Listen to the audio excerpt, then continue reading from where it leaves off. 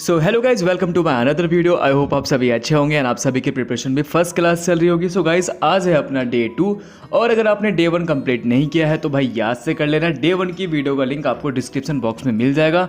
आपको भाई डे 1 का जो भी टारगेट है उसको कंप्लीट करना है एंड टारगेट कंप्लीट करने के बाद आपको टेलीग्राम ग्रुप में जाके मैसेज करना है, आई मीन डे 1 कंप्लीट ऐसा करके। सो आज है अपना डे 2 यानी कि 26 मई और आज का जो टारगेट है वो है भाई पॉलिटी में हमें 2 टॉपिक कंप्लीट करना है। सबसे पहला टॉपिक है इंपॉर्टेंट आर्टिकल्स, आर्टिकल 1 से लेकर आर्टिकल 51 तक एंड इसके बाद जो नेक्स्ट टॉपिक है वो है आपका fundamental right and duty. Okay, अगर बात की जाए हिस्ट्री की तो भाई हिस्ट्री में आज अपने को 2 टॉपिक कंप्लीट करना है। सबसे पहला है मौर्य वंश यानी कि Maurya empire and next topic है आपका बुद्ध और जैन धर्म। सो अपन सबसे पहले स्टार्ट करते हैं पॉलिटी के one of the most important topic, important articles related. हमें सारा आर्टिकल्स याद नहीं करना, हमें बस 1 से लेकर 51 तक लर्न करना है। ओके, तो देखो यार 1 से लेकर आर्टिकल 11 तक फिलहाल नहीं करना है, वो मैं दूसरे टॉपिक में कवर कर लूँगा। अभी अपन स्टार्ट करेंगे आर्टिकल 12 से लेकर आर्टिकल 51 तक। ओके, तो देखो यार ये जो आर्टिकल 12 से लेकर आर्टिकल 35 जो लर्न करेंगे ये पार्ट है आपको मौलिक अधिकार का। ओके, मौलिक अधिकार के अंदर यानी कि फंडामेंटल राइट के अंदर आर्टिकल 12 से लेकर आर्टिकल 35 तक हमें पढ़ना होता है। और एक चीज़ और, इसमें ना जितने भी आर्टिकल्स हैं ये सारे के सारे one of the most important articles हैं। मतलब आपको आर्टिकल 12 से लेकर आर्टिकल 35 तक को अच्छे से लर्न करना है, मतलब उसमें एक भी मिस नहीं होना चाहिए। चाहे आर्टिकल 12 हो या चाहे आर्टिकल 35 हो चाहे आर्टिकल 34 हो, भाई आपको सब याद करना है। ओके, और अच्छा मैं आपसे क्वेश्चन पूछ रहा हूँ, आप लोग इसका आंसर ज़रूर कमेंट करना। आप मुझे ये बताओ ये जो आर्टिकल 18 है ये किस चीज़ से रिलेटेड है? अगर आप एंड इसके अलावा आपने इसमें पढ़ा होगा स्वतंत्रता के अधिकार को लेकर, जिसमें आर्टिकल 19, 20, 21 एंड 22 आता है। ये चारों के चारों आर्टिकल्स बहुत ज़्यादा इंपॉर्टेंट है। अच्छा आपसे मैं क्वेश्चन पूछ रहा हूँ, आप लोग इसका आंसर ज़रूर कमेंट करना। आप मुझे ये बताओ ये जो आर्टिकल 21A है, आर्टिकल 21A किस चीज़ के बारे में बताता है? अगर आपको इसका आंसर पता है तो आप लोग कमेंट जरूर करना। वैसे इस टॉपिक में आपको समानता का अधिकार आर्टिकल 14 से लेकर आर्टिकल 18, स्वतंत्रता का अधिकार आर्टिकल 19 से लेकर आर्टिकल 22, शोषण के विरुद्ध अधिकार आर्टिकल 23 एंड आर्टिकल 24, धार्मिक स्वतंत्रता का अधिकार आर्टिकल 25 से लेकर आर्टिकल 28 और सबसे लास्ट में संस्कृति व शिक्षा संबंधी अधिकार आर्टिकल 29 से लेकर आर्टिकल 30। ये तो मेन हो गया एंड इसके अलावा एक और आर्टिकल आता है संवैधानिक उपचारों का अधिकार आर्टिकल 32। ओके, अच्छा आज ना पॉलिटी के 2 टॉपिक थे। पहला टॉपिक था आपका इंपॉर्टेंट आर्टिकल जिसमें 1 से लेकर हमें 51A तक लर्न करना था एंड दूसरा था फंडामेंटल राइट एंड ड्यूटी। तो देखा आपने फंडामेंटल राइट हमारा कंप्लीट हो गया, अब हमें याद करना है फंडामेंटल ड्यूटी।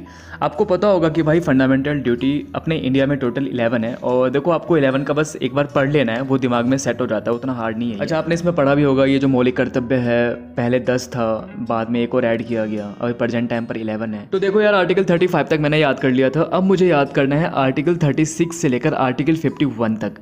और ये जो आर्टिकल जो आपको मैंने बताया अभी 36 से लेकर 51 तक ये आता है DPSP में और ये भी one of the most important topic है।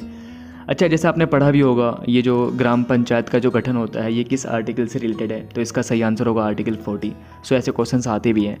ओके, आर्टिकल 38 से क्वेश्चन आता है, आर्टिकल 39 से क्वेश्चन आता है। तो ये जितने भी है ना आर्टिकल 36 से लेकर आर्टिकल 51 ये one of the most important है, इसको आप लोग अच्छे से याद कर लेना। बाकी आपसे मैं क्वेश्चन पूछ रहा हूँ, आप लोग इसका आंसर जरूर कमेंट करना। आप मुझे ये बताओ यूनिफॉर्म सिविल कोड किस आर्टिकल से रिलेटेड है? अगर आपको इसका आंसर पता है तो आप लोग कमेंट जरूर करना। सो फाइनली मेरा पॉलिटी का ये टॉपिक भी हो गया है कंप्लीट। अब मुझे लर्न करना है हिस्ट्री। हिस्ट्री में आज के 2 टॉपिक है। सबसे पहला टॉपिक है मौर्य वंश।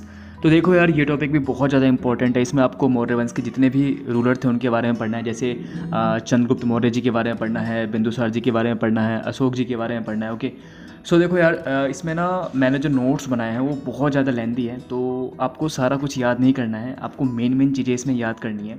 अगर देखा जाए तो इस टॉपिक में आपको जितने भी राजा थे उनके बारे में पढ़ना है, जैसे चंद्रगुप्त मौर्य के बारे में पढ़ना है, इसके अलावा आपको अशोक के बारे में पढ़ना है, बिंदुसार के बारे में पढ़ना है। ओके, एंड दोस्तों इसमें ना जो मैंने नोट्स बनाया थोड़ा डीप नोट्स है, तो आपको उतना लर्न नहीं करना है, मेन चीज़ इसमें आपको याद करना है।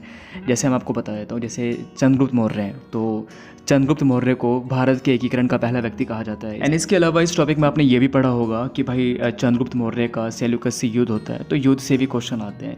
इसके अलावा अगर बात की जाए बिंदुसार की, तो भाई बिंदुसार से भी कई सारे क्वेश्चन आते हैं। जैसे ग्रीक भाषा में बिंदुसार को अमित्रघट के नाम से जाना जाता है। एंड इसके अलावा जैन साहित्य में इनको सिंह सेन के नाम से जाना जाता है। तो अलग अलग साहित्य में इनके अलग अलग नाम है। एंड गाइस आपने इसके अलावा ये भी पढ़ा होगा कि यार मौर्य साम्राज्य की स्थापना किसने की थी, और चंद्रगुप्त मौर्य के गुरु कौन थे, मौर्य साम्राज्य की राजधानी कहाँ थी, अशोक किस वंश का शासक था। ऐसे कई सारे क्वेश्चन हैं जो इस टॉपिक से आते हैं। इसके अलावा कलिंग युद्ध किस किस के बीच हुआ था, अशोक ने किस धर्म को अपनाया था, मौर्य काल में लिखी गई प्रसिद्ध पुस्तक कौन सी है, अशोक की शिलालेख किस लिपि में लिखे गए हैं, तो इसका सही आंसर होगा ब्राह्मणी लिपि में। सो ऐसे कई सारे क्वेश्चंस हैं जो इस टॉपिक से आते हैं। अच्छा, आपसे मैं क्वेश्चन पूछ रहा हूँ, आप लोग इसका आंसर जरूर कमेंट करना। आप मुझे ये बताओ, मौर्य साम्राज्य का अंतिम शासक कौन था। मैं फिर से रिपीट कर रहा हूँ, मौर्य साम्राज्य का अंतिम शासक कौन था। अगर आपको इसका आंसर पता है तो आप लोग कमेंट जरूर करना। सो फाइनली मेरा आज का ये टॉपिक भी हो गया है कंप्लीट। अब मुझे लर्न करना है बौद्ध धर्म और जैन धर्म के बारे में। देखो यार, आपने बौद्ध धर्म से रिलेटेड कई सारी चीज़ें पढ़ी होगी, जैसे बौद्ध धर्म के संस्थापक कौन थे, गौतम बुद्ध जी का जन्म कहाँ पे हुआ था, गौतम बुद्ध जी के बचपन का क्या नाम था, बुद्ध को ज्ञान की प्राप्ति कहाँ पे हुई थी, एंड इसके अलावा गौतम बुद्ध ने अपना पहला उपदेश कहाँ दिया था। तो ऐसे कई सारे क्वेश्चंस हैं जो इस टॉपिक से आते हैं। ओके, तो ये one of the most important topic है। अच्छा देखो, एक क्वेश्चन है, बौद्ध धर्म का पवित्र ग्रंथ कौन सा है, ये अच्छे से याद कर लेना। तो भाई बौद्ध धर्म का पवित्र ग्रंथ है त्रिपिटक। अच्छा, एक चीज़ याद रखना भाई, बौद्ध धर्म से रिलेटेड ना एक काउंसिल वाला क्वेश्चन आता है। कुल मिला के 4 काउंसिल हुआ था। पहला हुआ था 483 ईसा पूर्व, दूसरा हुआ था 383 ईसा पूर्व, एंड नेक्स्ट हुआ था 251 ईसा पूर्व, और सबसे लास्ट जो हुआ था वो हुआ था आपको 72 AD में। और एक चीज़ और, ये काउंसिल जहाँ पे हुआ था आपको जगह याद रखना है। पहला हुआ था राजगृह में, दूसरा हुआ था वैशाली में, तीसरा हुआ था पाटलिपुत्र में, एंड चौथा हुआ था कुंडलवन कश्मीर में। ओके, एंड इसके अध्यक्ष कौन थे वो भी याद कर लेना, और उस टाइम पे राजा कौन थे वो भी याद कर लेना। ओके, तो ये जो चारों है ये बहुत ज़्यादा इंपॉर्टेंट है। अच्छा, ये जो चौथा संगीति हुआ था 78 AD में, इसी टाइम पर बौद्ध धर्म जो है वो 2 पार्ट में टूट गया था, हीनयान और महायान। सो इसे भी याद कर लेना। सो देखो यार, बुद्ध धर्म तो अपना हो गया है कंप्लीट। अब अपने को नेक्स्ट लर्न करना है जैन धर्म। सो इस टॉपिक से भी कई सारे क्वेश्चंस आते हैं। जैसे आपने पढ़ा भी होगा कि जैन धर्म के 24वें तीर्थकर कौन थे, तो इसका सही आंसर होगा महावीर स्वामी। महावीर स्वामी जी का जन्म कहाँ पे हुआ था, या फिर आपसे ये पूछा जा सकता है कि भाई जैन धर्म के प्रथम तीर्थकर कौन थे, एंड इसके अलावा महावीर स्वामी के पिताजी का क्या नाम था। एंड इसके अलावा एक और क्वेश्चन आता है कि भाई जैन धर्म के पवित्र ग्रंथ क्या कहलाते हैं, तो इसका सही आंसर होगा जैन धर्म के पवित्र ग्रंथ आगम कहलाते हैं।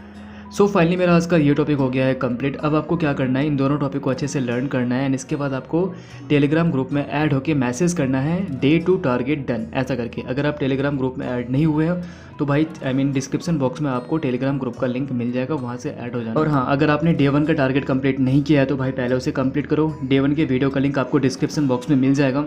और अगर आपको कोई फ्रेंड भाई जीएस को लेकर कन्फ्यूज़ है, कहाँ से पढ़ना है कैसे पढ़ना है, तो उसे ये वीडियो शेयर कर देना।